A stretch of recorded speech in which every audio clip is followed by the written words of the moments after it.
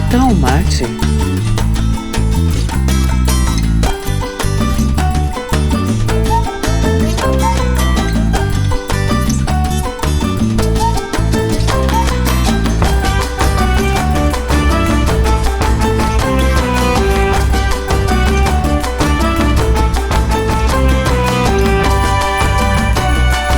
Esse é o podcast do Ação Círculo. Buenas, eu sou Andressa Teixeira e este é o podcast Que tal Mate? Uma produção do Círculo de Referência em Agroecologia, Sociobiodiversidade, Soberania e Segurança Alimentar e Nutricional, o Ação Círculo, ligado à Universidade Federal do Rio Grande do Sul. Você, a sua família e a sua comunidade estão em situação de segurança alimentar, energética e hídrica? Quer conhecer como as políticas de Estado e as ações locais vêm trabalhando para garantir e fortalecer essas seguranças? Vem com a gente para o 12º episódio do nosso podcast. No episódio 11, conhecemos mais sobre políticas alimentares, abordando as políticas direcionadas a sistemas alimentares sustentáveis baseados na sociobiodiversidade. Assim, conhecemos os Planos de Ação Nacional para a Conservação da Biodiversidade, em especial o PAN Lagoas do Sul, no qual destacou-se sua conexão com o projeto PAN-Nexus e, por consequência, com a Agenda Nexus. No episódio 12, para avançar sobre essas experiências, vamos conhecer mais profundamente a Agenda Nexus, que se destaca entre as políticas brasileiras no desafio de conectar ações envolvendo as seguranças hídrica, energética e alimentar, que no nível local referem-se a elementos que são partes importantíssimas do nosso dia a dia, que é o acesso em quantidade e qualidade à água e alimentos, e acesso à energia para abastecimento das demandas domésticas, das propriedades e dos processos produtivos em geral, sendo que ações direcionadas a garantir essas seguranças se fazem indispensáveis, sabendo que em muitos lugares o contexto está em um nível de insegurança. Para entendermos melhor como essas seguranças se refletem na nossa vida e como ações locais podem contribuir para a promoção dessas seguranças, vamos conhecer mais sobre um dos projetos Nexus, o PAN-Nexus, e sua conexão ao Plano de Ação Territorial para a Conservação de Espécies Ameaçadas de Extinção do Planalto Sul, o PAT Planalto Sul, e a Cadeia Solidária das Frutas Nativas do Rio Grande do Sul. Para participar da prosa deste podcast, convidamos a Ana Cláudia de Souza Mota, que é ecóloga por formação e especialista em gestão pública, mestre em Geologia Ambiental e doutora em Educação e Ciências. Está lotada há 9 anos na coordenação do Programa de Oceanografia e Ciências Ambientais do CNPq. O Bruno Nunes, que é zootecnista e mestre em Produtividade e Qualidade Animal, doutorando em Bioenergia pela Universidade Estadual de Campinas e atualmente é tecnologista pelo Ministério de Ciência, Tecnologia e Inovações, estando à frente da Coordenação Geral de Ciência para a Bioeconomia. E o Alvir Long, que é técnico em agropecuária e faz parte há 20 anos da equipe técnica do Centro de Tecnologias Alternativas Populares, CETAP, atualmente é coordenador da Cadeia Solidária das Frutas Nativas do Rio Grande do Sul, membro da Rede Ecovida e do Grupo Técnico de Assessoramento ao PAT Planalto Sul, e sócio fundador da microempresa Encontro de Sabores, que é o primeiro empreendimento do Rio Grande do Sul que trabalha exclusivamente com produtos da sociobiodiversidade, especialmente produtos florestais do nosso estado. Vamos então começar a nossa mateada, convidando o Bruno para nos responder a primeira questão. Bruno, você poderia nos contar o que é a Agenda Nexus e como ela está sendo implementada no contexto brasileiro? Olá, Andressa, olá a todos. Primeiro eu queria agradecer o convite de estar participando do Que Tal um Mate e respondendo a sua pergunta, a Agenda Nexus, né, ela nasce de uma percepção já global, né, da necessidade de que os sistemas produtivos eles possam garantir as seguranças hídrica, energética e alimentar das populações de uma forma integrada e sustentável. Ou seja, de nada adianta eu ter um sistema produtivo que me forneça, por exemplo, biocombustíveis, se esse sistema de alguma forma me comprometa a segurança alimentar, né, ou então a hídrica. É uma preocupação muito válida que foi desenvolvida, né, essa metodologia pela FAO, a agência da ONU que trata dos temas relacionados à agricultura e alimentação. E é uma agenda que surgiu ali no começo dos anos 2010, final dos anos 2000, início de 2010, e então a gente percebendo, né, a importância da garantia, né, de que a bioeconomia ela fosse produzida de uma forma sustentável e circular, a gente põe como uma das premissas para os projetos da Coordenação Geral de Ciência para a Bioeconomia que os projetos atendam às necessidades, né, eles não gerem nenhum tipo de risco a nenhuma dessas seguranças para ser desenvolvidos. Por conta disso, a abordagem Nexus ela consta como uma das premissas do Plano de Ação em Ciência, Tecnologia e Inovação para a Bioeconomia, né, o Pact Bioeconomia, que é o documento que orienta as ações do Ministério da Ciência, Tecnologia e Inovação em bioeconomia. Ele consta lá como uma das premissas, junto com outras questões, como, por exemplo, excelência científica e tecnológica e questões de circularidade e sustentabilidade da bioeconomia. Então, a gente tem essa preocupação e isso acabou resultando na necessidade da gente desenvolver sistemas e soluções para a garantia dessas três seguranças, né?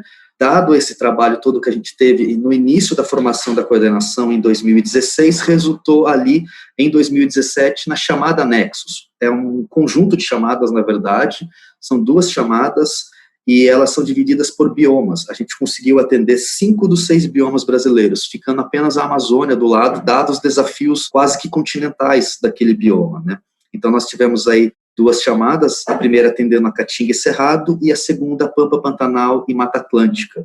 E a gente fica muito feliz de dizer que a gente conseguiu apoiar 30 projetos que estão em execução, estão em fase já quase que final, e a gente espera já no ano que vem ter os resultados finais desses projetos, né, que abarcaram principalmente projetos que utilizam, inclusive, da própria biodiversidade para garantir às populações desses biomas sistemas ou tecnologias que possam estar de forma integrada garantindo segurança hídrica, energética e alimentar.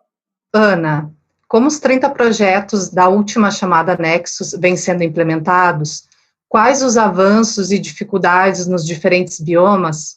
Primeiramente, eu gostaria de agradecer o convite feito pela professora Gabriela Coelho, no podcast Que Tal Mate, e enviar um abraço a todos os coordenadoras das chamadas Nexus 1 e 2 e demais ouvintes. Bom, os projetos com raríssimas exceções, eles estão sendo muito bem desenvolvidos, pois estão conseguindo colocar em prática a integração das 3 seguranças, né, a hídrica, energética e alimentar, apesar disso ter sido item obrigatório nas chamadas, né. Cabe lembrar que a chamada Nexus 1, ela contempla os biomas Caatinga e Cerrado, e a chamada Nexus 2 contempla os biomas Pampa, Mata Atlântica e Pantanal. Foram submetidos 184 projetos. Dentre esses, 30 foram escolhidos. Então, foram 10 projetos da Caatinga, 5 do Cerrado, na chamada Nexus 1, no valor de R$5.900.000, 7 projetos do Pampa, 1 projeto do Pantanal e 7 Mata Atlântica, também no valor de R$5.900.000. Então, 15 projetos em cada chamada. E esses projetos, eles estão sendo muito bem avaliados. Fizemos já 2 seminários de avaliação. O segundo seminário, a gente observou que alguns projetos, eles focavam mais em 1 ou 2 seguranças. E após a conversa com o comitê avaliador e a fala de outros pesquisadores, foram 3 dias muito intensos de seminário, a gente observou uma melhor adaptação dos projetos com a segurança. A gente observou que muitos projetos se uniram, né? Principalmente com o bioma da Caatinga, mas também outros projetos dentro do bioma Mata Atlântica, Pampa e Cerrado. Uma coisa observada também dentro da chamada Nexus, nesses 30 projetos, é a inovação tecnológica, o que contribui para a qualidade de vida da população dos biomas estudados. Uma coisa que cabe mencionar é que na segunda seminário de avaliação e acompanhamento das chamadas Nexus, houve uma oficina de divulgação científica que contribuiu para um aprimoramento dos coordenadores, né, coordenadoras das chamadas. E as iniciativas dos coordenadoras, estão sendo muito bem recebidas pelo CNPq e pelo MCTI. A qualidade do trabalho estão contribuindo muito com essa divulgação em vários níveis, né? Eu vejo que esse podcast é um exemplo de sucesso, assim como programas semanais em rádios, reportagens de TV que chamam a atenção da população local com determinado assunto e, consequentemente, dos gestores públicos daquela região, e as próprias redes sociais, né? Instagram, Twitter, Facebook, YouTube, e nesse meio de pandemia que estamos vivendo, né? Várias lives e webinários estão acontecendo. Os principais problemas pesados em relação aos projetos são decorrentes da pandemia, porque a pandemia, o que aconteceu? Ela dificultou as vidas ao campo, né? Aos projetos que estavam em execução em laboratórios, a dificuldade mesmo na formação de recursos humanos, né? Teses, dissertações, e principalmente com os trabalhos de extensão em muitas comunidades, que é a maioria em muitos projetos. Mas, no demais, assim, é uma chamada que está muito legal, está muito bem feito. Os professores estão de parabéns e toda a equipe técnica. Bruno e Ana, muito obrigada. A partir de suas exposições, então, nós podemos compreender um pouquinho mais, né, como essas seguranças vêm sendo trabalhadas no nível nacional, pela política, então, que visa garantir e fortalecer ações que gerem essas seguranças. Partindo para as ações que ocorrem na Mata Atlântica Sul, vamos explorar, então, o Panexus, coordenado pelo Assan Círculo da URGS, que concebe as 3 seguranças a partir do fortalecimento de sistemas agroflorestais associados à conservação da biodiversidade e à manutenção dos recursos hídricos, buscando fortalecer estas ações junto aos planos de ação nacional nos ecossistemas de restinga e mata com araucária no sul do Brasil, como o PAN Lagoas do Sul, apresentado no episódio anterior, e o PAT Planalto Sul, que é um plano de ação territorial que tem sua abrangência entre o Planalto Sul, Santa Catarina e Rio Grande do Sul. Uma organização importantíssima nessa articulação, integrando ambos os projetos, é a Cadeia Solidária das Frutas Nativas do Rio Grande do Sul. Por isso, convidamos o Alvir Long, um de seus coordenadores, para nos falar das redes e ações que vêm movimentando essas seguranças a partir da valorização da sociobiodiversidade na relação com esses projetos, chegando aos lugares e às pessoas. Alvir, bem-vindo e obrigada por estar aqui conosco. Passando o mate para ti e seguindo a prosa, te pergunto, Alvir, poderias nos apresentar a Cadeia Solidária das Frutas Nativas no contexto do PAT Planalto Sul? Olá, Andressa. Agradecer, o convite por estar neste diálogo, nesta conversa. Um cumprimento especial aí a Ana e o Bruno. Então, a Cadeia Solidária, ela é uma organização, que busca trabalhar aí com o desenvolvimento de novos produtos da sociobiodiversidade a nível do estado do Rio Grande do Sul. Então, atualmente, ela está presente em 7 regiões do estado do Rio Grande do Sul, trabalhando especialmente com produtos a partir das frutas nativas.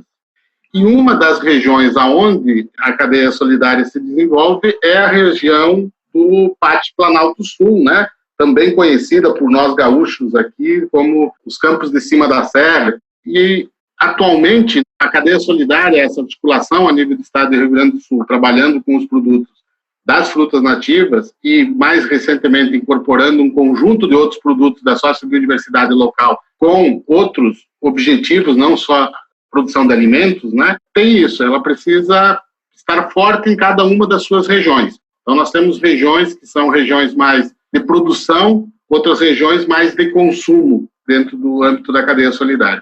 No âmbito do PAT Planalto Sul, a Cadeia Solidária, então, ela articula vários atores, que vai desde grupos de agricultores, associações, empreendimentos de processamento, unidades comunitárias de recolhimento desses produtos, então, infraestruturas lá nas comunidades para os agricultores terem condições de estarem fazendo o recolhimento desses produtos e armazenando esses produtos com qualidade para que esses cheguem nas unidades de processamento, membros da Cadeia Solidária, com condições de processamento e transformação em outros alimentos. Mas temos organizações de assessoria, de pesquisa, que fazem parte da Cadeia Solidária nessa região do PAT, mas também temos uma grande articulação com empreendimentos urbanos de comercialização. Então, mesmo sendo uma região que não tenha grandes centros urbanos, né, a não ser Caxias do Sul, que é um centro urbano considerável, a segunda maior cidade do estado do Rio Grande do Sul, a região se caracteriza por cidades menores. Contudo, tem nessa região um fluxo bastante intenso de pessoas devido ao turismo, né? Então, se a gente pegar a região da Serra Gaúcha e mesmo a região dos Campos de Cima da Serra, onde o turismo rural é muito forte, a gente tem conseguido ter uma articulação e um processo de comercialização bastante interessante com esse segmento, né? Com hotéis, com restaurantes, com pousadas, além de lojas de comercialização de produtos voltados a produtos orgânicos, a produtos naturais, né? Então, a cadeia solidária, nesse ambiente do Pátio Sul, ela integra atores desde a produção ao processamento até a comercialização, além de organizações voltadas mais a esse campo da pesquisa, da assessoria e da extensão. Alvir, e quais são os produtos trabalhados nessa região? São produtos historicamente negligenciados, alguns deles, pela agricultura e pelos sistemas alimentares e pelas cadeias produtivas, né, dos sistemas alimentares trabalhados até hoje. Então, tem um foco forte no pinhão, que é um produto bastante presente nessa região e tem todo um vínculo, né, com a história, com a identidade dos povos, das pessoas, da construção cultural e identidade social desse local, inclusive a identidade da própria paisagem dos Campos de Cima da Serra, e um conjunto de outras frutas nativas, né, como a guabiroba, como a uvaia, o araçá, o butiá. E mais recentemente temos começado a trabalhar na região também com outros produtos tipo óleos essenciais, hidrolatos, produtos para tinturaria, à base dessas espécies que a gente já vinha trabalhando no âmbito da cadeia solidária, com a perspectiva de ampliar as possibilidades de uso da espécie e, consequentemente, as oportunidades também de geração de renda e estímulo, né, para que as famílias agricultoras cada vez mais estejam mantendo essas espécies em suas propriedades e restabelecendo sistemas produtivos a partir dessas espécies que possa ter um impacto positivo nas questões da conservação ambiental também, com uma ênfase muito forte nos recursos hídricos. Alvir, estando a cadeia articulada ao Pátio Planalto Sul e ao projeto Panexus, né, na mata com araucária, poderia nos relatar, então, como todas essas ações, elas vêm contribuindo para prover segurança hídrica, energética e alimentar nas propriedades rurais e nos centros urbanos? Nessa questão energética, nós trabalhamos orientados por conduzir os sistemas produtivos baseado nos princípios dos sistemas agroflorestais. Então, a valorização das espécies nativas, no que diz respeito aos arranjos produtivos, é a partir dos sistemas agroflorestais. E aí nós temos dois elementos nessa questão da energia. Um deles é que esses sistemas, eles geram um produto muito importante para a agricultura e que muitas vezes nós não nos damos conta, que é lenha. Lenha é uma fonte de energia primordial para as comunidades rurais. E não só para as comunidades rurais, nós temos ainda muitas cidades que ainda usam o velho e bom fogão a lenha. Então, isso é um produto que nós temos que nos dar conta que esses sistemas estão produzindo uma energia, né, que é lenha, uma fonte renovável, porque isso vai se dando, o pessoal cultiva espécies que têm a função de gerar produção de biomassa e a poda disso, né, além de agregar matéria orgânica no solo, pode ser usado para essa questão da lenha. Isso é uma das fontes de energia importante da gente sempre estar ressaltando. Mas nessa questão da energia, eu queria dar ênfase também ao quanto esses sistemas são eficientes em não gastar energia externa. Então, quando nós estamos falando de compor sistemas agroflorestais, aonde integra nesse sistema espécies que têm a função de produzir biomassa e agregar matéria orgânica no solo, e com isso intensificar os processos aí, né, de ciclagem e reciclagem de nutrientes, e fixação de nutrientes, como é o caso do nitrogênio, nós temos um sistema altamente capaz de gerar uma energia para ele mesmo se movimentar, ou seja, para mim produzir tantas toneladas de alimentos, eu gasto menos insumos externos que sistemas mais tradicionais, menos complexos do ponto de vista da sua funcionalidade ecológica.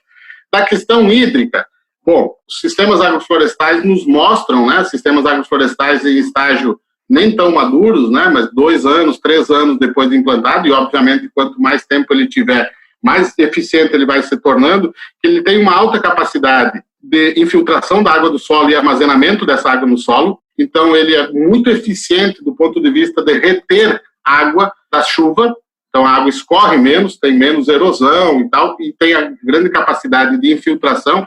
Então, essa água permanece ali e isso possibilita não só o sistema ter muito mais resiliência no que tange a questão da umidade, né, da água para alimentar o próprio sistema, mas como também isso vai se infiltrando no solo e alimentando os mananciais da água que passam por perto ou mesmo mananciais subterrâneos.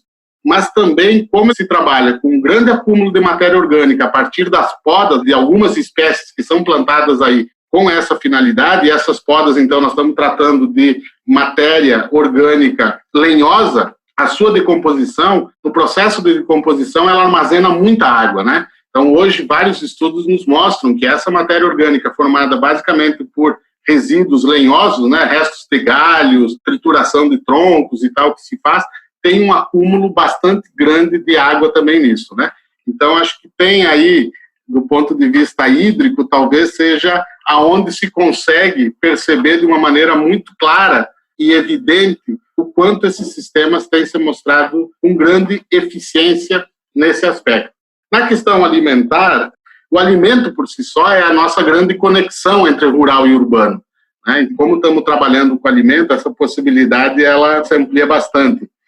E o trabalho com as frutas nativas tem possibilitado e nos mostrado que não é só a produção de alimentos, né, do ponto de vista de quantidade, mas também de diversidade. Nós estamos resgatando espécies que não estavam, até o momento, presentes na dieta alimentar da grande maioria das pessoas, seja das pessoas rurais, seja das pessoas urbanas.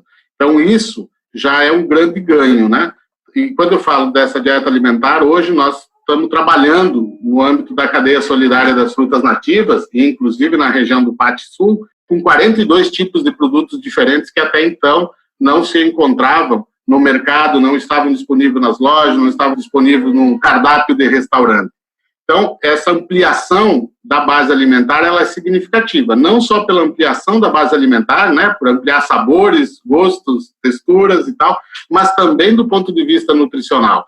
Nós estamos agregando à nossa dieta alimentar produtos que não eram do nosso cotidiano alimentar. E com isso nós estamos ganhando em diversidade, mas estamos também ganhando em diversidade nutricional. Além dessa questão de também entender e passar gradativamente, ir entendendo que o fato de estarmos consumindo produtos ambientalmente corretos, vamos dizer assim, ou estão conectados com a conservação da biodiversidade, com a conservação dos ecossistemas, com restauração de ecossistemas, é uma forma do urbano se sentir também parte desse processo, parte ativa nessa reconstrução de sistemas alimentares.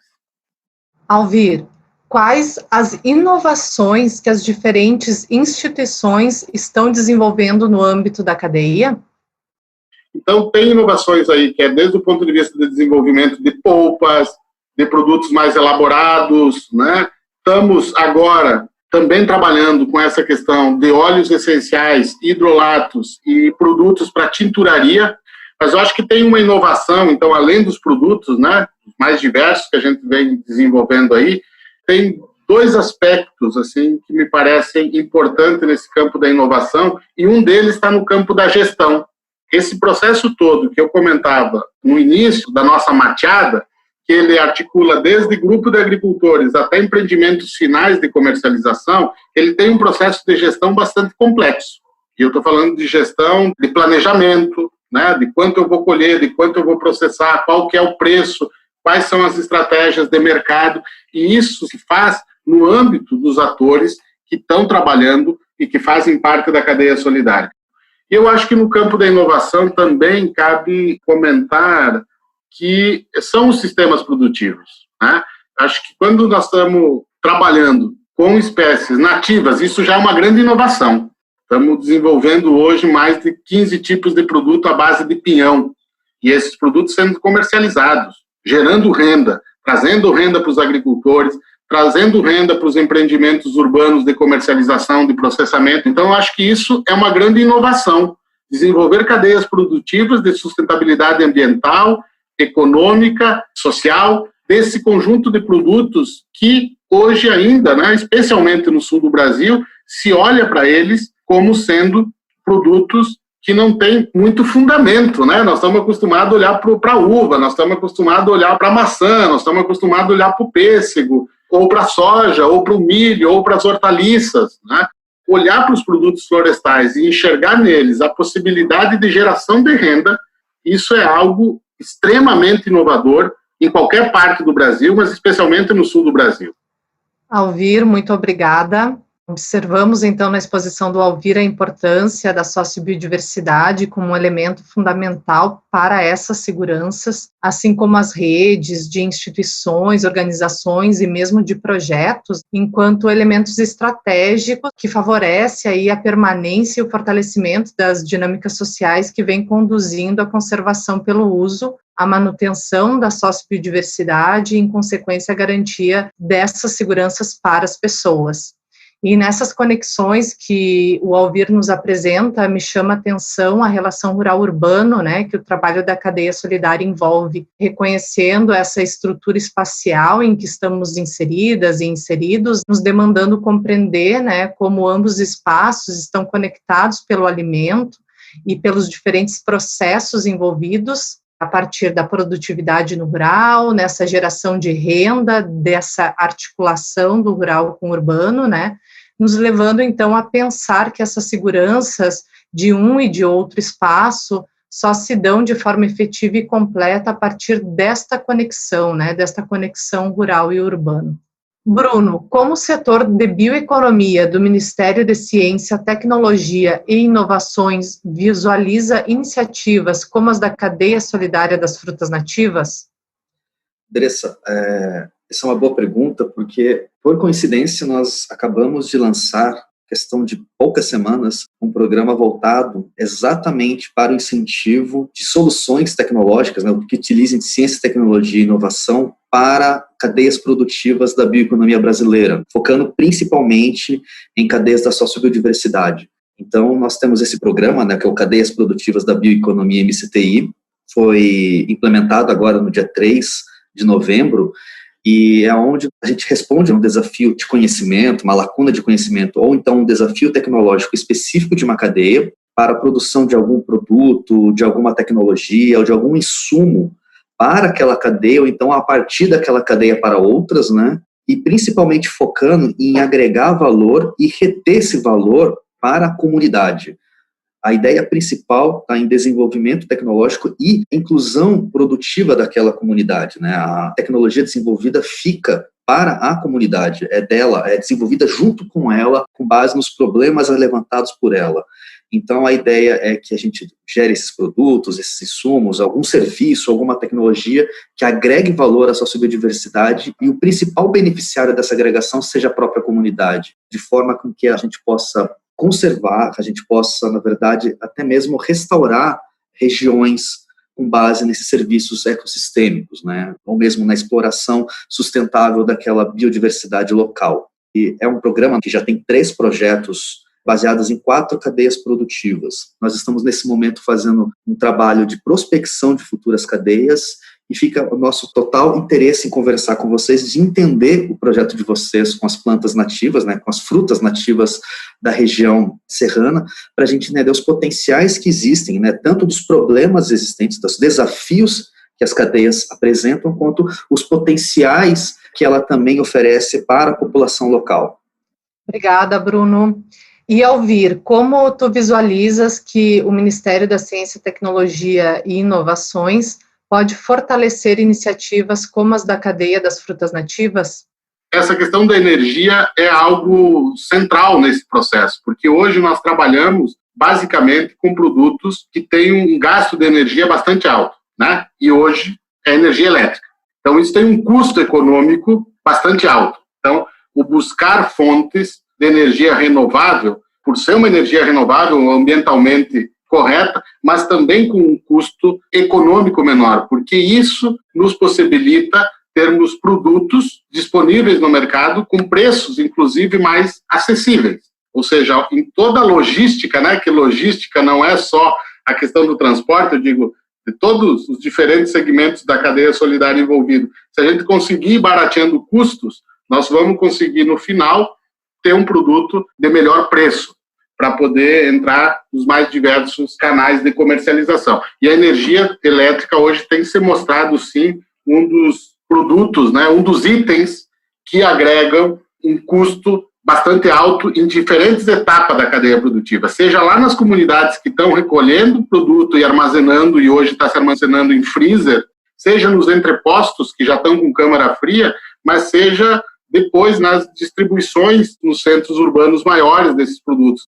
Tem elementos aí que é nessa questão de novos produtos, então nós temos ainda bastante produtos a serem desenvolvidos, e aí sim, essa parte de análises, de estudos, é algo que a gente tem uma carência ainda e precisa buscar apoio para desenvolver esses produtos, né? Já sabemos do potencial deles, sabemos do potencial produtivo, sabemos que existe interesse de diferentes segmentos e setores para a compra desses produtos, mas precisamos ainda ajustar várias coisas, e aí, quando eu digo, umas são análises, outras são formas de armazenamento, nós temos testes a serem feitos de pós-colheita, de pós-preparo de alguns produtos, que é importante, que precisa de estrutura de laboratório, precisa dessas coisas para a gente estar trabalhando, e a outra dimensão aí é equipamentos, né? Temos uma carência ainda bastante grande, eu acho que aí, quando a gente vai estar trabalhando nesse nosso universo, né, Bruno, da nossa grande diversidade brasileira, eu imagino as demandas que chegam até vocês, né? Por exemplo, uma máquina eficiente de quebrar licuri e separar a castanha do licuri com a amêndoa do licuri para fazer o óleo, né? Um equipamento eficiente nisso que reduza a quantidade de mão de obra e torna o produto mais competitivo no mercado. A gente enfrenta aqui com o caroço e a amêndoa do butiá que nós estamos fazendo, que é a palmeira que a gente trabalha aqui. Então, que fazer a farinha do pinhão para nós poder ter um produto, um farináceo, né? Rico em amido, sem glúten, possível estar disponibilizado por aí. Bom, mas como é que eu descasco e torro esse pinhão? A gente sabe o princípio, mas esses equipamentos hoje a gente não encontra no mercado, a gente precisa desenvolver esses equipamentos, fazer umas parcerias, né? Então tem um conjunto de possibilidades de nós trabalhar com essa diversidade nativa presente aqui na nossa região, enorme. Mas tem essas carências, digamos assim, que a gente vem enfrentando e tentando gradativamente desenvolvendo elas, e, obviamente, com um apoio, com uma parceria do Ministério de Ciências e Tecnologia, nos ajudaria bastante, né? Obrigada, Alvir. Para irmos fechando, então, a nossa 12ª roda de mate, eu vou passar novamente para a Ana e o Bruno. Ana e Bruno, quais são os desdobramentos da Agenda Nexus no Brasil? Que eu posso falar em nome do CNPq, quais são as propostas que nós pretendemos fazer, né? Primeiro é um webinário de todos os projetos, todas as chamadas, previsto para fevereiro. Para que esse webinário? Para acessar algumas coisas em relação à questão da pandemia, né, que paralisou alguns projetos, falar sobre a questão dos prorrogações, se houve ou não mudança de objetos em algumas áreas, em alguns projetos, e também falar de outras coisas que os pesquisadores e pesquisadoras queiram falar, né. Temos o intuito também de criar uma plataforma onde os projetos apoiados, eles façam preenchimento, né. Pretendemos também, mas tudo é uma questão de recursos, e nós sabemos que recurso está muito difícil para o próximo ano, que é o lançamento de um livro com os principais resultados dos projetos das chamadas. Não acredito que isso seja para 2021, provavelmente 2022, ou até mais para frente. E também, futuramente, o lançamento de uma nova chamada, Nexus 3, assim como o sonho e o desejo de transformar a Agenda Nexus em programa de governo, né? Então, para isso, eu passo o mate agora para o Bruno, para ele estar podendo falar um pouquinho mais sobre isso. Obrigada. Obrigado, Ana. Pegando o mate, então, para terminar a fala, eu acho que é bem isso tudo que você disse, né? A nossa intenção é analisarmos os resultados que a gente já tem e os resultados finais também, já no ano que vem, dos projetos, dos 30 projetos que nós temos, e a ideia é, com o aprendizado que nós tivemos, construir uma futura chamada e já focado bem no que disse o próprio Alvir na questão dos estudos da interação urbano-rural, de entender como que a gente capacita projetos para o Nexus nesse complexo urbano-rural, né? Pensando aí em questões como agricultura urbana, periurbana e as relações entre a cidade e o meio rural. Então, para isso, né, a gente já começou um trabalho de prospecção de parceiros a nível ministerial e também não só de governo, mas de atores externos ao governo, principalmente associações, entidades representativas, né, setores produtivos que tenham interesse em estar apoiando projetos dessa esfera. E ficaríamos muito felizes de ano que vem, se tudo ocorrer certo, podemos lançar já, se não em 2021, em 2022, uma próxima rodada de projetos Nexus, né, uma chamada que venha contratar futuros projetos Nexus, né, e quem sabe, como disse a Ana, já antecipando aí, a intenção é que nós formalizemos o que hoje são chamadas como um programa, de fato, e ele opere por outros mecanismos que não somente chamada pública, né, visto a importância de se garantir essas 3 seguranças dentro dos sistemas produtivos nossos, e dando ênfase sempre que possível à sociobiodiversidade, ao uso racional e sustentável da biodiversidade brasileira. Alvir, Ana e Bruno, antes de concluirmos este podcast, eu gostaria de deixar o espaço aberto para que vocês possam complementar ou fazer considerações sobre esse nosso momento tão rico. Eu queria agradecer muito o convite, viu, e todo o apoio de vocês, e muito obrigada, e assim, essa ideia desse podcast, eu estava ouvindo outros episódios, muito legal, já repassei para alguns colegas, inclusive, e é isso, sucesso para vocês todos aí, no que precisarem, eu estou à disposição. Um grande abraço. Também queria agradecer a todos aí, parabenizar pelo excelente trabalho e também ao Alvir, pelo bom projeto que vocês estão conduzindo aí, viu? Parabéns pela iniciativa e bons resultados. Com certeza, Alvir, parabéns, viu, pelo projeto, tá excelente, realmente. A gente está com essa ideia, eu conversando bastante com a Ana, ano que vem a gente vai ter o seminário também, acho que a gente não chegou a comentar, né, Ana, do seminário do ano que vem, de fevereiro. A gente tem esse seminário ano que vem, né, e depois, no final, como a Ana falou, a gente quer publicar um livro das experiências do Nexus, né, a ideia é transformar isso realmente num programa. Os projetos que a gente aprovou, é quase que unanimidade de bons projetos, entendeu? E são interessantes, que são projetos que você vê alguns que podem tendencionar a produtos que vão realmente para o mercado e tem outros que podem realmente virar políticas públicas. Você tem esses 2 tipos de projetos, a gente ficou bem feliz, né? Tem uns que a gente já está olhando e falando, pessoal, isso aqui, vocês fiquem espertos que isso aqui vira produto. Vocês podem comercializar, ter uma startup, o que quer que seja.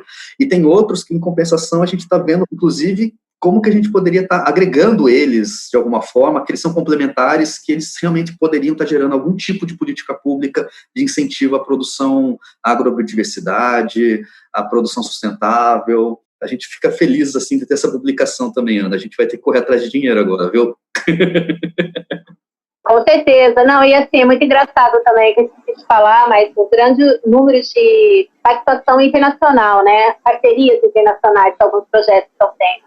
Principalmente o pessoal lá do Ceará, e alguns projetos também com modelagem, na parte de modelagem hídrica, também são bem interessantes. Então, assim, cabe destacar que, é claro, que o tempo é curto, a gente não tem como falar tudo de uma vez, né? E a gente vai lembrando aos poucos e tudo mais. Mas é isso, o sucesso dos projetos, ele realmente me emociona. Eu sou suspeita para falar, porque eu amo muito essas 2 chamadas, e assim, eu tenho uma parceria muito boa com o Bruno, e eu agradeço parceria, eu espero que ela não acabe nunca. É isso. Os projetos todos, para ser aprovados, eles tinham que ser consórcios de pesquisa, né? Ou seja, uma quantidade grande de instituições, grande assim, pelo menos 3 instituições diferentes de pesquisa envolvidas, em 2 estados. A ideia nossa sempre foi criar esses consórcios para que eles virem redes depois, né? Para que exista essa interação cada vez maior entre as várias ICTs. E é meio que praxis aqui da coordenação isso, né, e também questão de sempre que possível envolver empresas ou o setor produtivo, que seja cooperativas, o caso de vocês, por exemplo, é muito interessante quando a gente puder envolver, para a gente realmente estar colocando isso em execução. Então, já para as próximas chamadas, a gente imagina coisas muito semelhantes, né, de como que a gente pode produzir ali, na região urbana, periurbana, alimentos também, né. E a gente está pensando em fazer um mix aí de ações nossas, né? Misturar a cadeia produtiva, nexos e polinizadores, por exemplo, que é uma outra linha que a gente também segue na coordenação, né? Tem a Associação Abelha, que é uma associação que a gente trabalha junto com eles, a gente já tem uma chamada também quase que irmã da de Nexus, né? Foi quase ao mesmo tempo, ela está com interesse em como que a gente pode, dentro da chamada Nexus, como que a gente pode incentivar a meliponicultura dentro do espaço urbano. Então, é uma coisa bem legal também para se pensando.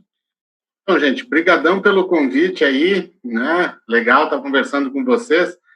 Que legal isso, né, Bruno? Vocês já estão pensando aí em novos nexos e com essa conexão urbana bastante forte, né? Você falou das melipônias aí no urbano, né? Mas as melipônias no rural hoje já estão bem mais presentes, né? A gente está trabalhando muito com as melipônias nas agroflorestas, porque boa parte das frutas nativas que a gente trabalha, o maior percentual de polinização dessas espécies nativas são pelas melipônias. Então não tem como, dentro dos nossos arranjos produtivos, nós não colocando melipônias, porque senão nós não vamos ter uma produção de fruta significativa. E nessa questão do urbano, assim, que é uma das coisas que a gente trabalha fortemente, né, porque precisamos disso, né, precisamos da dimensão urbana, e claro, tem esses elementos que você traz da agricultura urbana, periurbana, com produção de alimentos, e obviamente vocês devem estarem discutindo aí, conversando, refletindo sobre isso, mas é a cidade também desenvolvendo empreendimentos produtivos. Por que muitos espaços de processamento de produtos, ou seja, de pegar uma polpa, de pegar um pinhão, no nosso caso, que trabalhamos aqui,